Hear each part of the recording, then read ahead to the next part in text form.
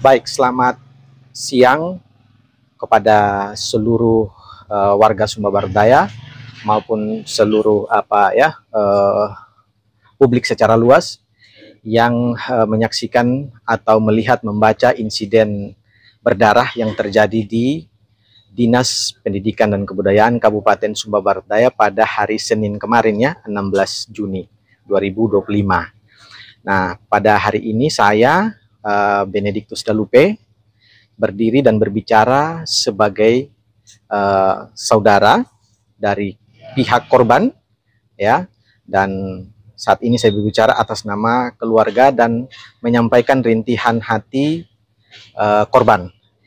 Saya perlu menyampaikan bahwa kondisi korban saat ini dalam tahap penanganan serius oleh dokter, sudah menjalankan operasi besar tadi malam jam 5 hingga jam 9 malam dengan luka tusukan dua tempat di sini, kanan di sini dengan di sini gitu. Nah, yang agak parah di perut, luka tusukan tembus di usus gitu ya, sehingga proses operasinya memakan waktu cukup lama karena dibersihkan oleh dokter, kemudian menjahit usus yang tembus pisau gitu ya, yang 3 sobekan di usus ya.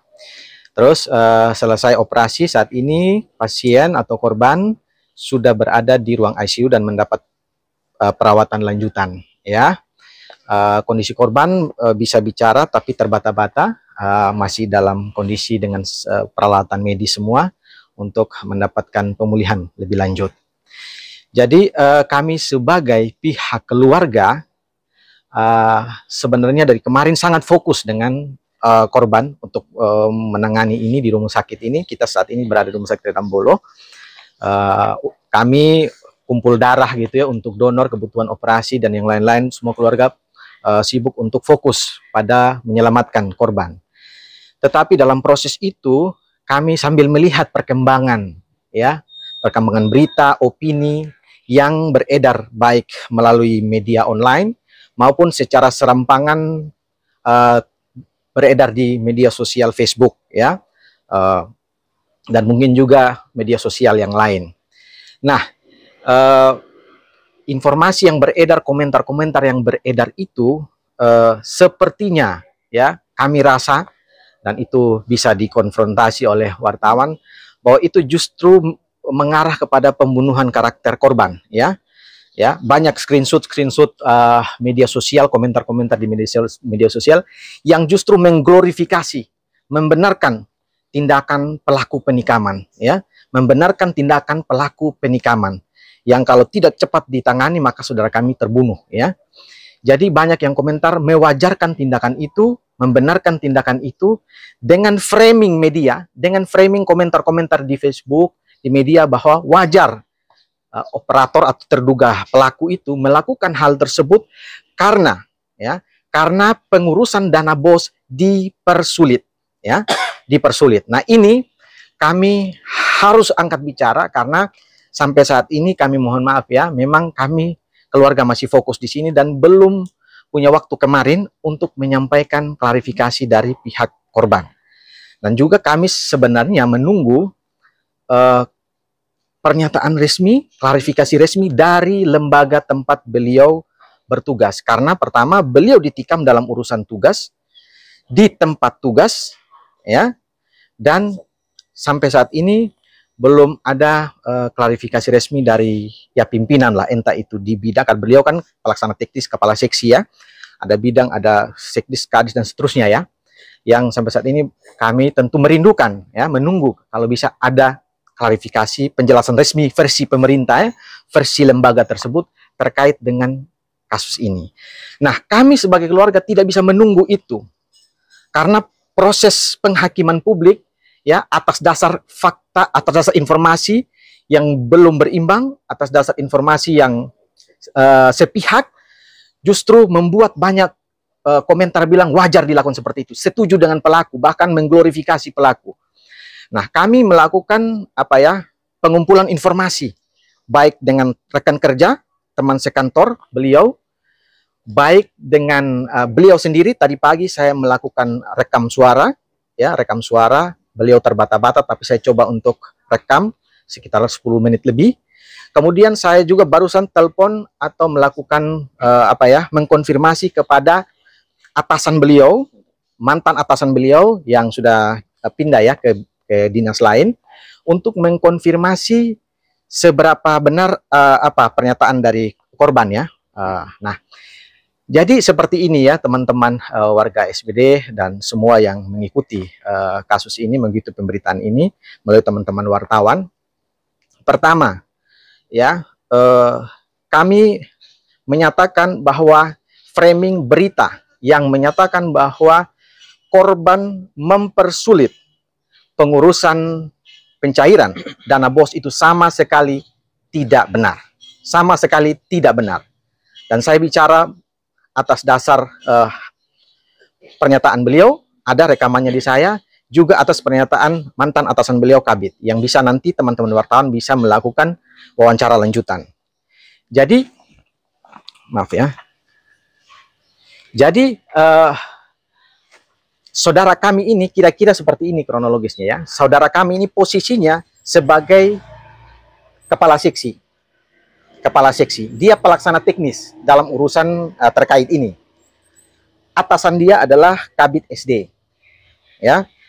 Nah, tadi pagi saya tanya dia bahwa semua apa yang dilakukan itu adalah atas arahan atau perintah dari atasan. Jadi tidak bisa pelaksana teknis itu serta-merta melakukan hal-hal yang di luar daripada sepengetahuan kepala bidang atau atasan.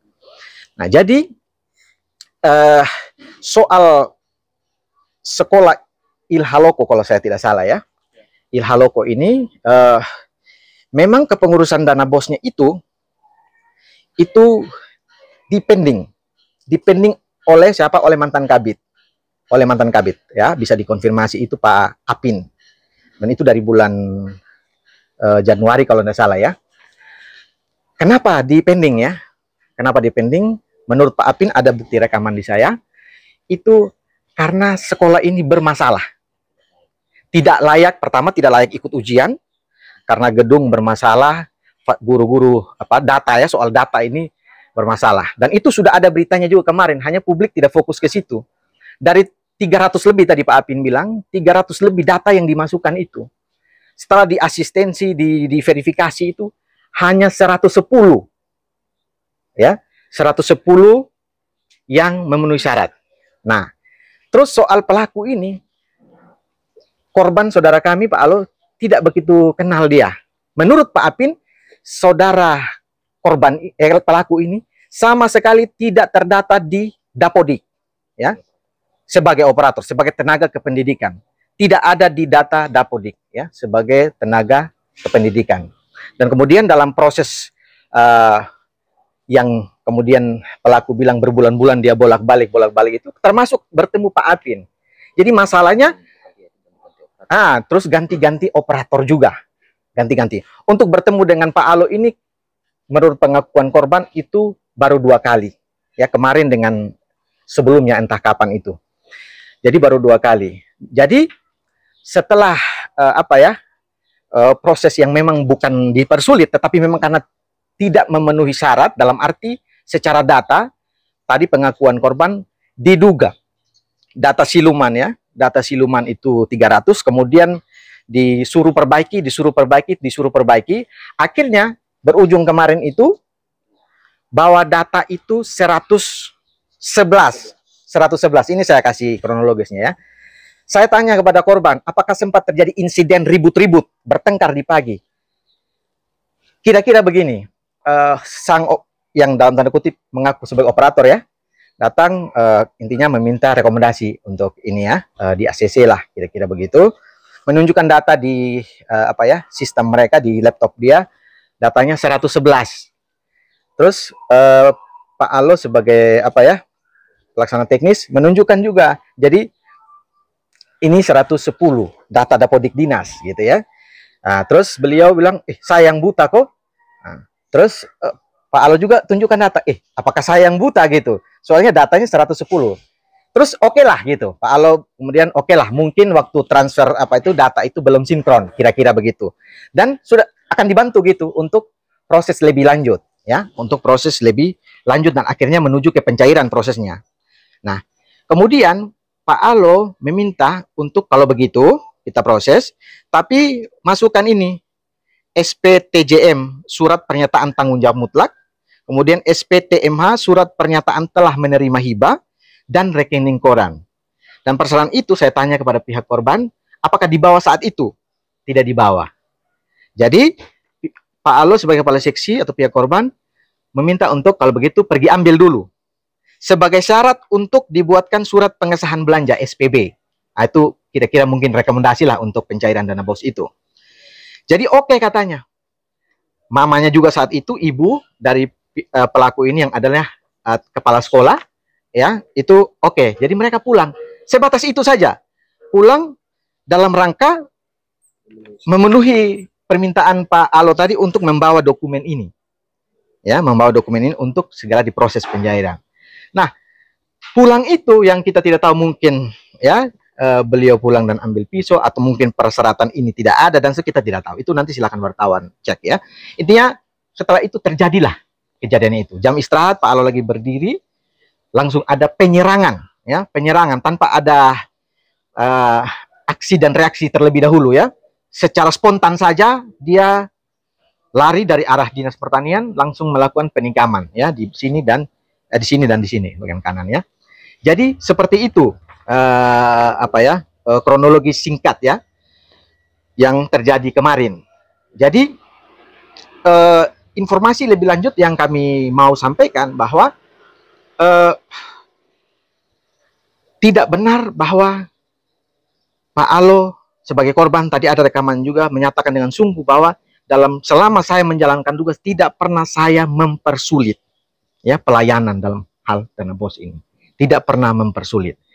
Kenapa dana BOS ya sekolah ini tidak layak, tidak memenuhi syarat? Kan tadi secara data masih bermasalah ya, yang dia bilang sejak Januari itu tidak dicairkan dan seterusnya ya.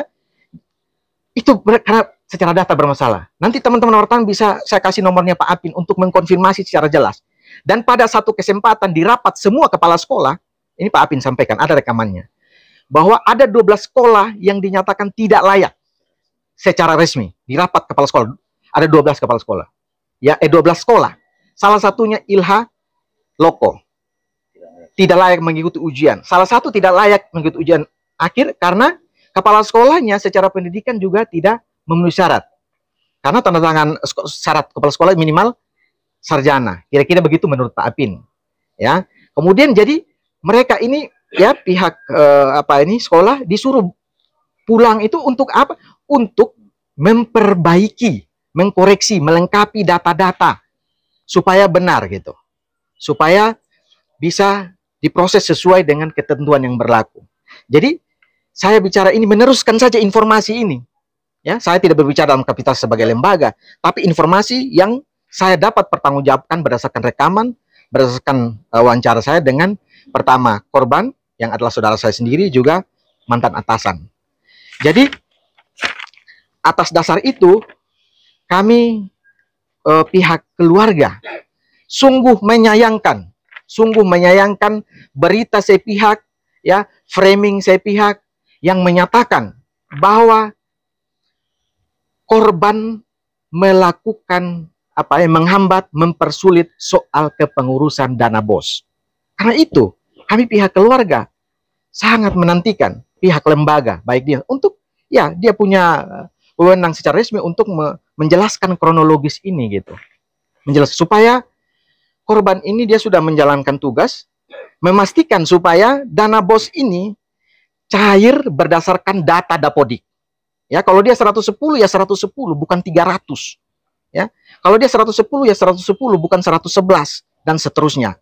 Itu saja persoalannya gitu. Jadi kami pihak keluarga meminta kepada semua pertama kepada semua publik, netizen, media sosial dan lain-lain.